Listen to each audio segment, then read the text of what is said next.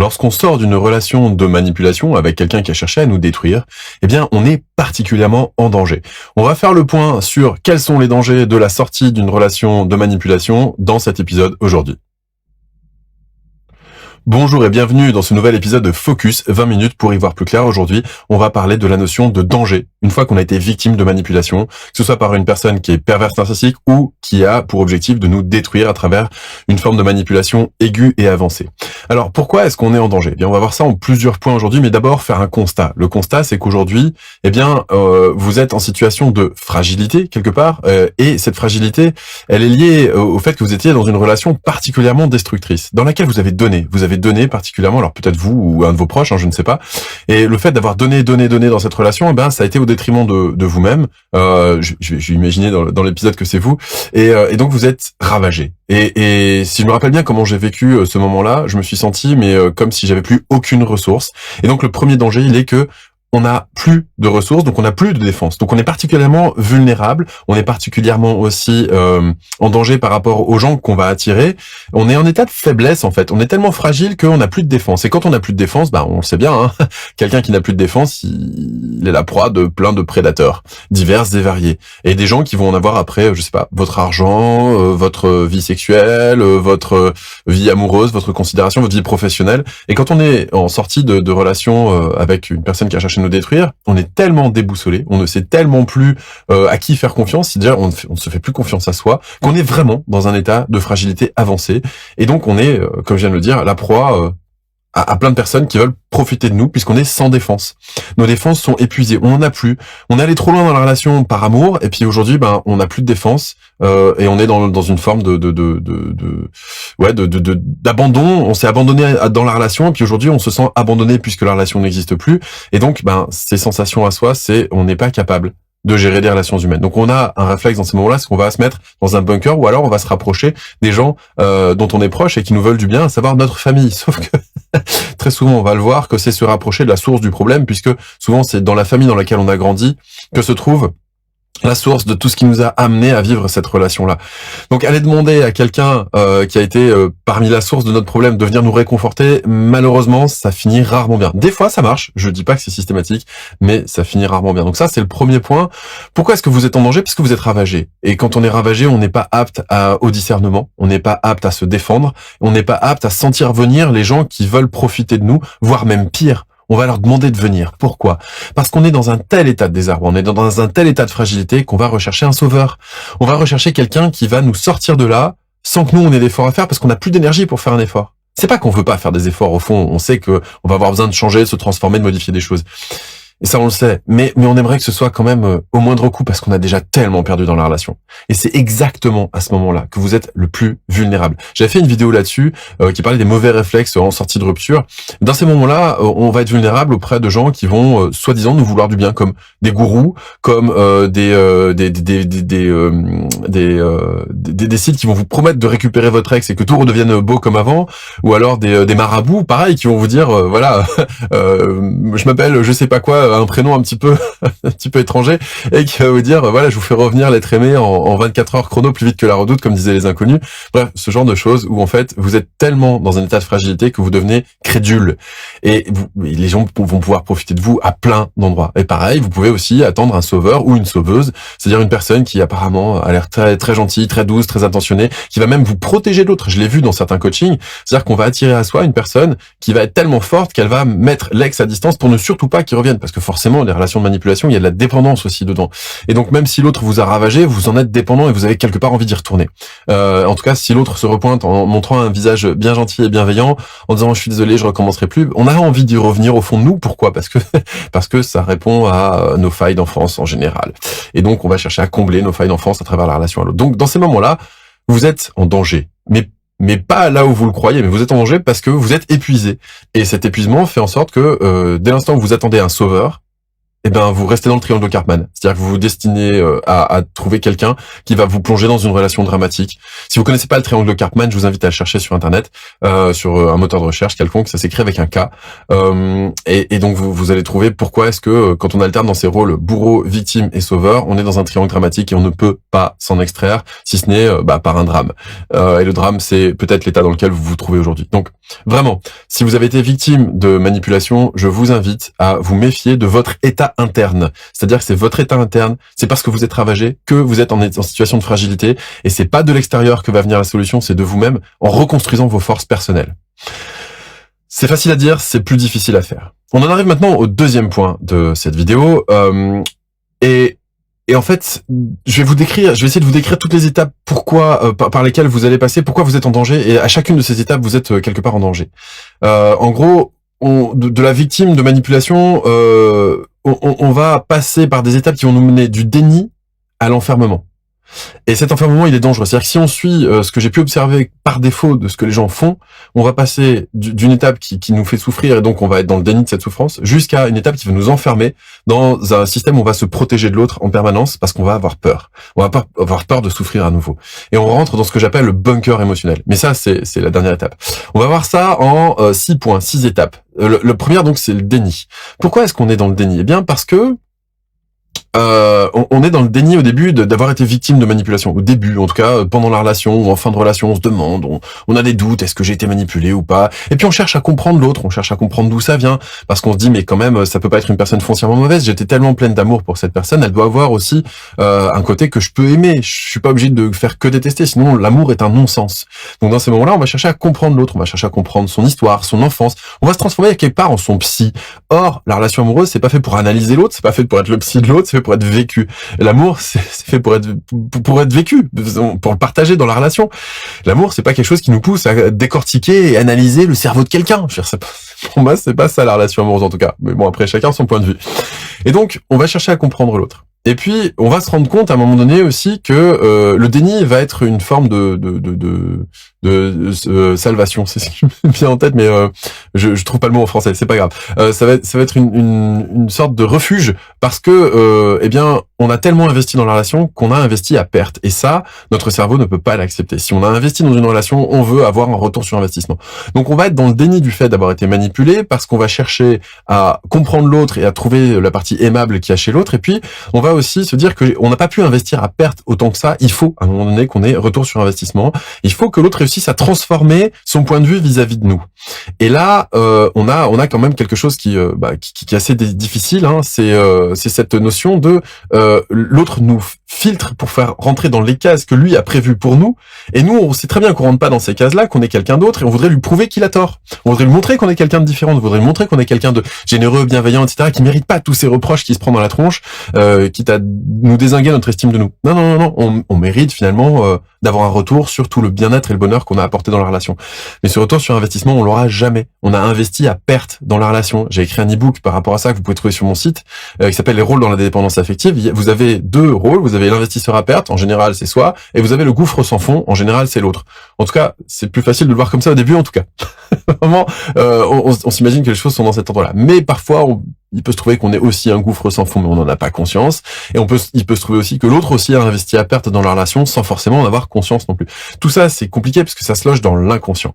Et d'ailleurs, on en arrive du coup au deuxième point de ces étapes qui mènent du déni à l'enfermement, c'est la prise de conscience.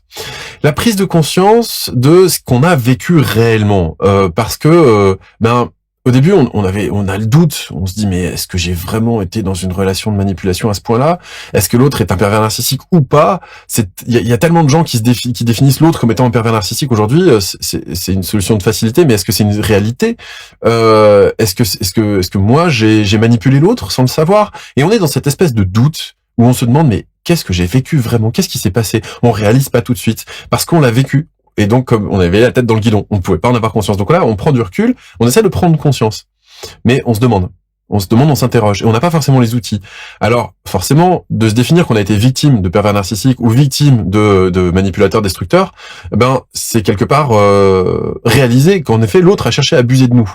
Et ça peut être une réalité puisqu'on était dans le déni dans la première étape, eh bien ça peut être une réalité qu'il est bon de réaliser à ce moment-là. Simplement, le problème qu'il y a, c'est qu'on va se remettre en question soi dans ces cas-là, parce que souvent quand on est manipulé, c'est qu'on est capable d'être mis en question, puisque l'autre nous a remis en question pendant très longtemps et que du coup on est resté. Donc cette remise en question qu'on a va nous mener au doute. Est-ce que moi j'ai été vraiment le salaud ou la personne exécrable que l'autre décrit? Je ne sais pas. Donc on va s'interroger et on va demander à notre entourage souvent de prendre du recul. C'est pas forcément le meilleur des réflexes parce que l'entourage n'est pas forcément à même de comprendre la systémie qui est derrière, c'est-à-dire que l'entourage va juger l'autre parce que votre entourage vous veut du bien à vous. Donc forcément vous souffrez à cause de l'autre, donc l'autre va juger l'autre comme étant moins bien que vous et vous la personne valeureuse. Mais le problème dans ces cas-là, c'est que vous n'allez pas être capable de remettre en question ce qui a dysfonctionné chez vous, qui a fait en sorte que vous êtes resté si longtemps que ça dans cette relation, puisque vous êtes conforté dans votre point de vue par votre entourage. Et ça pose un petit problème. Donc vous avez ce doute, cette question, est-ce que j'ai été manipulé, pas manipulé, est-ce que j'étais manipulateur, pas manipulateur? Et puis dans ces doutes, dans ces espèces du mental, je trouve pas le mot, eh bien vous avez aussi une forme d'espoir. Vous dites mais il manquerait tellement rien pour que ça fonctionne. Il manquerait 3 fois, il manquerait que l'autre change un tout petit peu là-dessus ou voit un tout petit peu juste ça autrement et ça pourrait marcher, ce serait génial. Il suffirait que. Et quand vous êtes dans la logique de il suffirait que, vous entretenez un espoir, mais cet espoir finalement, n'a jamais abouti et n'aboutira jamais parce qu'on ne fait pas changer l'autre. Et parce que la seule personne que vous avez le pouvoir de faire changer, c'est vous. Et puis à un moment donné, vient la colère. C'est-à-dire que vous avez entretenu l'espoir que ça puisse changer. Il manquerait tellement rien pour que ça se passe bien. Et même après la rupture, il manquerait tellement rien pour qu'on puisse être des parents intelligents. Il manquerait tellement rien pour que on puisse être des ex intelligents, pour qu'on puisse se répartir les investissements qu'on a fait dans le couple, financier, matériel, maison, etc. Pour que ça se passe bien, en fait, pour que ça se passe en harmonie, il manquerait tellement rien. Mais en fait, si il manque le fait que vous êtes porteur de carences d'enfance l'un et l'autre, et c'est pour ça que ça peut pas fonctionner parce que ça va venir vous toucher avec un enjeu existentiel profond. Et c'est ça qui manque. C'est pas juste une recette comportementale qui va faire en sorte que ça marche. C'est vraiment ce qui se joue, l'enjeu qu'il y a dans la relation, qui lui est fondamental. Donc tant que vous réaliserez pas qu'il y a ça qui s'est mis en jeu, vous allez maintenir l'espoir. Pour pouvoir ne pas maintenir l'espoir, le petit conseil que je peux vous donner, c'est regarder ce qu'il y a de commun avec la relation qui vient de se finir, avec toutes les autres relations que vous avez eues avant. Comme ça, vous allez pouvoir prendre votre part, ce qui vient de vous, c'est-à-dire ce que vous êtes en train de renouveler comme système et non pas ce que vous pouvez culpabiliser sur l'individu qui est l'autre. Et là, normalement, vous avez une vision d'ensemble. Si vous avez du mal à le faire seul, demandez un coaching. En général, ça marche vachement mieux avec le recul de quelqu'un parce que vous avez la tête dans le guidon encore une fois. Mais prendre du recul, à mon avis, est nécessaire pour regarder les systématiques qu'il y a eu dans toutes vos relations, pour éviter d'être dans l'espoir que cette relation fonctionne, parce que ce qui pose problème, c'est pas l'autre, c'est votre conception de la relation. On y reviendra plus tard dans la vidéo. Et puis, à un moment donné, il y a une révolte qui arrive aussi. C'est-à-dire qu'on commence à en vouloir à l'autre, on commence à l'insulter, on commence à s'en vouloir à soi.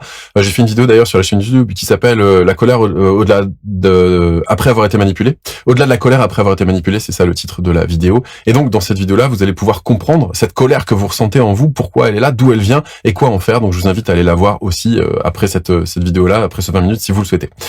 Et donc, cette révolte qu'on a, elle est légitime puisqu'on n'a pas existé dans la relation, on voudrait exister pour soi maintenant, et que ce soit en dehors de la relation ou voilà. Et donc forcément, on est déboussolé parce que on est pris entre doute, espoir et révolte. Et ce déboussolement fait en sorte qu'on perd un petit peu les nords et on sait plus trop où on en est.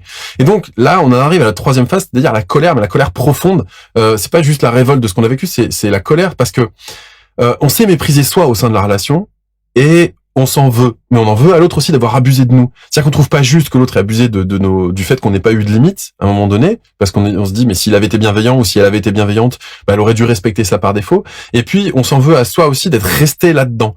Pourquoi ? Parce qu'on a un besoin fondamental, comme je le disais, cette carence profonde, c'est cette carence d'existence, de reconnaissance. On a besoin d'exister, on a besoin d'être reconnu. Et donc il y a un enjeu existentiel qu'on a mis dans la relation. Et cet enjeu existentiel nous pousse à la colère parce qu'on sait mépriser soi. Et l'autre nous a méprisé aussi dans la relation, donc c'est comme si on n'avait pas existé, et donc on a une espèce de colère interne, mais d'une violence qui peut être phénoménale, pour pouvoir dire mais si, j'existe, et c'est pas normal d'en être là. Alors ça vient après avoir été ravagé, souvent où on est là dans la tristesse, la peine, etc., et on broie du noir, mais à un moment donné il y a quand même cette colère qui pointe le bout de son nez à un moment donné ou à un autre. Et puis après la colère vient une forme de désarroi. Pourquoi ? Eh bien parce que on constate l'injustice. Et on est là, on se dit, mais on peut plus faire confiance à l'amour. On peut pas aimer sincèrement et que ça se passe bien. Et là, il y a une espèce de tristesse profonde qui commence à arriver en se disant, mais c'est pas possible, j'ai donné le meilleur, mais ça veut dire que je mérite pas d'être aimé. et on commence à s'en vouloir à soi et à se dénigrer soi et notre estime de nous-mêmes, si on peut reprendre cette expression que je n'apprécie pas particulièrement mais qui est commune à tout le monde, donc je vais l'utiliser là, et on a cette estime de soi qui est au plus bas, on a ce constat d'injustice, et puis on commence à regarder la relation d'un point de vue nostalgique avec mais c'était bien cette vie de couple qu'on avait, c'était réconfortant cette vie de famille, alors que l'ensemble était complètement dysfonctionnel. Mais on va focaliser sur des petits moments de l'existence de cette relation où ça a été beau, parce que oui, heureusement il y a eu quand même des moments qui étaient beaux, et donc on va focaliser là-dessus essentiellement et on va être nostalgique de ça.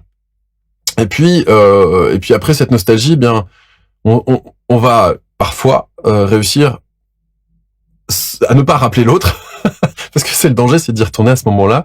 On va réussir à avoir des barrières qui nous disent non, mais là j'ai trop souffert, je peux pas y retourner. Et donc on va se rendre compte que c'est dysfonctionnel. Et là on a une révolte qui commence à naître. Donc c'est la 5e étape, c'est la révolte, et on se dit plus jamais ça. Et là le problème dans le plus jamais ça, et alors c'est une énergie qui est très bonne pour moi, le plus jamais ça, parce que ça nous permet de justement de sortir de là. Parce que pour sortir de là, il y a qu'une seule chose à faire, c'est sortir de là. Mais pour ça, il faut vraiment le vouloir. Faut pas dire je veux sortir de là, mais inconsciemment vouloir y retourner, parce que là, il y a quelque chose qui marche pas, et c'est malheureusement ce que je retrouve souvent dans des relations de manipulation. Donc, l'idée, c'est de se dire plus jamais ça. Mais le problème, c'est que quand on se dit plus jamais ça, parce qu'on est révolté, parce que l'autre a abusé de nous, on a tendance, pour pouvoir être reconnu par l'extérieur, puisque l'autre nous a pas reconnu, on va tendance à chercher à être reconnu par l'extérieur, et la meilleure position pour être reconnu, c'est la position de victime, la position du faible. C'est dans notre inconscient collectif, c'est David contre Goliath. On va préférer Goliath à David, et c'est souvent comme ça. On va préférer les outsiders aux gens qui sont là depuis longtemps et qui sont les mastodontes. Typiquement dans les matchs de tennis, on va préférer le nouveau venu qui va peut-être détrôner l'ancien, souvent en tout cas, plutôt que l'ancien qui gagne à chaque fois. Au bout d'un moment, c'est lassant. On aimerait bien un petit peu de dynamique dans tout ça. Et donc c'est culturel, on préfère David par rapport à Goliath d'une manière générale. Donc on va se positionner en victime pour pouvoir faire en sorte d'avoir la reconnaissance du monde extérieur. Et là il y a quand même un problème, parce que on va chercher sans arrêt à dire que l'autre est le méchant. Et en disant que l'autre est le méchant en permanence, on va le diaboliser. Et le problème dans le processus de diabolisation, ça veut pas dire que l'autre a pas été méchant. Oui, l'autre a abusé, c'est une certitude. Il y a des faits, vous avez été victime d'abus, c'est clair. Maintenant, il n'y a pas que ça. Et surtout, le problème, et là où vous êtes en danger, à mon avis, c'est ce qui se passe après avoir été victime d'abus. C'est-à-dire que dès l'instant où vous avez été victime d'abus, c'est du passé. Au présent, vous l'êtes plus, puisque vous êtes plus en relation, a priori. Simplement, puisque vous n'avez pas été reconnu dans la relation, vous cherchez à être reconnu de l'extérieur, à vous faire reconnaître de l'extérieur. Et donc, vous avez tendance à diaboliser l'autre. Le danger profond de la diabolisation de l'autre, c'est qu'un diable, c'est plus puissant qu'un humain. Et donc, votre crainte est renforcée, parce que le diable est au-dessus des hommes, il est plus puissant que les hommes. Donc si vous diabolisez l'autre, finalement, vous vous mettez en position d'infériorité et l'autre reste en position de supériorité. Donc toutes vos peurs qui sont engrammées, toutes vos craintes, toutes vos paralysies internes, quand vous êtes en face de l'autre et vous vous sentez traumatisé, elles vont rester. Or, l'autre, c'est un humain. Donc le remettre au stade d'humain, pour vous remettre au stade d'humain, à mon avis, ça fonctionne vachement mieux. Et l'autre, c'est un humain qui a souffert et qui projette sa souffrance sur l'autre et qui va chercher à abuser de l'autre pour pouvoir combler ses failles internes. Mais ça reste un humain, c'est pas un diable. Et cette phase-là de dédiabolisation de l'autre, elle est super importante. Alors oui, bien sûr, constatez que vous avez été victime de manipulation et que vous avez été vraiment victime, et je pèse mes mots, victime d'abus, ça, oui, c'est important de le constater au passé. Mais au présent, si vous maintenez ça, le gros danger, c'est que vous vous maintenez dans la position de victime. Et dans la position de victime, vous pouvez pas retrouver votre puissance intérieure. Ce n'est pas possible, puisque l'autre va toujours être supérieur. Donc votre inconscient va engrammer à la fin de cette histoire que l'autre est un diable. Ok, donc c'est pas un dieu, c'est un diable. Mais en fait, le problème, c'était ça. C'est-à-dire que dans la relation, vous pensiez que c'était un dieu, et après la relation, vous pensez que c'était un diable. Donc, mais finalement, vous êtes toujours inférieur à l'autre. Mais vous êtes des êtres humains qui ont été ensemble en tant qu'êtres humains. Et il y a personne qui est au-dessus de l'autre ou qui est inférieur à l'autre. Moi, en tout cas, je n'y crois pas. Je crois qu'il y a des personnes à qui on a donné une position de supériorité, mais ce n'est pas la même chose qu'un état de supériorité. Donc, voilà. Ça, pour moi, c'est vraiment le gros danger. C'est un petit peu ce que je voulais mettre en relief dans ce 20 minutes. Après, il y a la dernière étape qui est l'enfermement, la 6e étape. Et dans cet enfermement, on a tellement peur de se faire de nouveau abuser par soit un dieu, enfin quelqu'un qu'on a déifié, soit quelqu'un qu'on a diabolisé, qu'on va se mettre dans un espèce de bunker émotionnel où on va mettre des murs de 20 mètres de béton d'épaisseur entre nous et l'autre, en tout cas entre notre petit cœur tout mou et puis l'agresseur potentiel qui est l'autre. Et donc à ce moment-là, on va, sans s'en rendre compte, créer une guerre des sexes. Pourquoi ? Parce que on va diaboliser l'autre et on va en vouloir à l'autre dans le fait que tous les hommes sont des ou toutes les femmes sont des. Je vous laisse finir les phrases, vous allez bien voir à quel point il y a une part de vous qui diabolise l'autre. Et puis ce bunker émotionnel, il va avoir un effet pervers dans l'histoire. C'est quoi ? Eh bien, c'est que ça va attirer des challengers. Et les challengers, c'est des gens qui vont chercher à se flatter eux sur le fait d'avoir réussi à déjouer vos pièges ou vos défenses. pour pouvoir obtenir ce qu'ils veulent. Le problème, c'est que ces personnes-là mettent énormément d'énergie pour déjouer les défenses, mais une fois qu'elles ont obtenu ce qu'elles voulaient, elles s'en vont. Alors que vous, vous demandiez les garanties, puis une fois que vous avez toutes les garanties, vous vous ouvrez, puis là, vous faites abandonner à nouveau, vous comprenez pas. Bah ouais, mais parce qu'en fait, en réalité, l'autre, il était juste là pour le challenge, mais il était pas là pour vivre la relation. Et en même temps, vous avez montré qu'il y avait un challenge dès le départ. Donc oui, vous attirez à vous des challengers. Forcément. Pas des gens qui ont envie de vivre en harmonie dans une relation, parce que ces gens-là, quand ils vont voir les défenses que vous avez, bah, ils vont partir. Ça les intéressera pas. Ils sont pas là pour se battre contre votre inconscient. Ils sont là pour créer une relation harmonieuse. Donc les gens qui veulent créer une relation harmonieuse, vous allez certainement pas les attirer à vous avec un bunker émotionnel de 20 mètres d'épaisseur. Et puis, le problème aussi de cet enfermement, c'est que vous allez inconsciemment, comme je le disais, quand vous diabolisez l'autre, vous allez rester en position de victime, mais pour toute votre vie. Et on peut pas aimer une victime, on peut juste vouloir sauver une victime. Donc vous resterez dans le triangle de Karpman toute votre vie si vous continuez à diaboliser l'autre. Et c'est pour moi le véritable danger quand vous avez été victime de pervers narcissiques ou de manipulateurs destructeurs, c'est de vous maintenir dans cette position de victime. Ça veut pas dire que vous l'avez pas été, ça veut pas dire qu'il n'y a pas quelque chose qui a été en effet politiquement incorrect, mais peut-être que vous l'avez fait aussi des politiquement incorrects dans l'histoire. C'est-à-dire que peut-être que la personne vous a fait du chantage financier, mais que vous avez fait un chantage au niveau du sexe. Peut-être que la personne vous a fait un chantage affectif, mais vous avez fait un chantage matériel. Bref, il y a différents domaines comme ça, et à un moment donné, de prendre du recul, de regarder, mais ok, quelles sont les carences d'enfance que moi, j'ai cherché à combler dans cette relation? Et je pense que là, c'est ce qui permet de sortir de l'impasse. Donc, on arrive au troisième point de cette formation, pardon, c'est pas une formation, mais si, c'en est presque une. Cette vidéo, ce 20 minutes, vous voyez que je parle vite parce que j'ai envie de vous dire des tas de choses. Vous pouvez d'ailleurs lire la vidéo moins vite, sur YouTube, c'est possible. Vous pouvez diminuer la vitesse si vous trouvez que je parle trop vite, y a pas de problème. Et donc, pour moi, sortir de l'impasse, c'est cesser de blâmer l'autre. Parce que vous avez trois façons de réagir. Blâmer l'autre, vous blâmez vous-même, c'est-à-dire vous en vouloir à vous. En vouloir à l'autre, vous en vouloir à vous d'avoir été si longtemps dans une relation si problématique. Et puis vous avez la troisième option qui est grandir. Parce qu'en vouloir à l'autre, ça permet de dire que c'est l'autre le méchant et vous gardez votre système, même s'il est dysfonctionnel, puisqu'il vous attire dans ce genre de relation à chaque fois. Ou alors vous pouvez vous blâmer vous-même en vous culpabilisant, mais c'est pas en vous culpabilisant que vous allez grandir. En vous culpabilisant, vous créez un triangle de Karpman interne. C'est-à-dire que vous êtes votre propre bourreau, votre propre victime et votre propre sauveur. Donc là, ça commence à poser un problème parce que vous êtes dans une relation dramatique vis-à-vis de vous-même. Et donc ça, c'est le premier point. Blâmer l'autre, se blâmer soi ou grandir. Et grandir, c'est en effet prendre la responsabilité de ses blessures d'enfance et te dire, je vais grandir par rapport à ça. Et puis, l'autre point, c'est remettre en question l'autre, soit dans les comportements, soit dans l'attitude, et toujours voir à travers l'autre ce qui se passait mal. Là, on reste dans l'impasse. Pour moi, pourquoi est-ce qu'on reste dans l'impasse? Parce que plus on juge l'autre, plus on enferme les choses, plus on fige les choses, parce qu'un jugement, ça crée des choses qui sont étatiques. Je juge l'autre comme ayant été un abuseur, une perverse, ceci et cela, et donc on va juger l'autre, on va le stigmatiser, on va le mettre dans une case, on va l'empêcher d'évoluer, d'ailleurs dans notre tête, et on va figer les choses. Et en figeant les choses, on enferme finalement tout ce qui s'est produit, et on comprend pas la dynamique qui nous a amené là-dedans, et donc on peut pas changer de dynamique, parce que les choses sont figées. L'autre est figé, moi je suis figé. Moi je suis le bon, et l'autre c'est le méchant. C'est souvent comme ça qu'on voit les choses. Pour autant, les deux souffrent dans une relation de manipulation. Et les deux sont en souffrance. Maintenant, c'est pas le même type de souffrance, et ça s'exprime pas de la même manière. Il y en a une qui se fait au détriment de l'autre, d'un côté et pas de l'autre. Donc il y a une dissymétrie, et ça j'en conviens. Maintenant, ce que je voudrais vous dire, c'est si vous restez dans l'enfermement de c'est l'autre le méchant, c'est une barrière pour ne pas changer ce qui se passe dans votre inconscient. Parce que bien sûr que c'est dans votre inconscient que ça se passe. Consciemment, vous auriez jamais voulu que ça se passe de cette manière-là, mais ça s'est quand même produit. Et votre inconscient vous a dirigé un petit peu dans l'histoire. Et pour moi, ce qui est à modifier, c'est pas l'autre, parce que si on regarde bien d'histoire en histoire, de partenaire en partenaire, il y a des schémas qu'on reproduit. Donc c'est ce que notre inconscient symbolise à travers l'autre qui pose problème, plus que l'autre. Puisque, quelle que soit la personne qu'on a, on a les mêmes problématiques qui reviennent. Souvent. Et donc, finalement, c'est notre paradigme du couple qui est plus problématique, et lui, il est logé dans notre inconscient. Ça dépend pas de l'autre. On aurait pu avoir cette personne-là ou une autre personne, etc.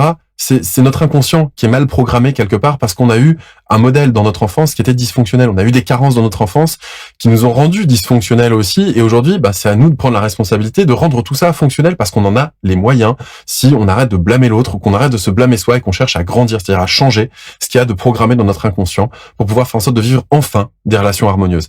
Donc, vraiment, pour ça, moi, le meilleur moyen que j'ai trouvé, en tout cas, c'est ce que j'ai choisi, c'est de me faire accompagner. Je me suis fait accompagner. C'est pour ça aujourd'hui que je propose d'accompagner des personnes aussi, que ce soit à travers des coachings en direct, par téléphone, ou des coachings email, ou des formations. J'ai choisi d'en faire mon métier parce que je crois que personne ne mérite de rester dans cet enfer.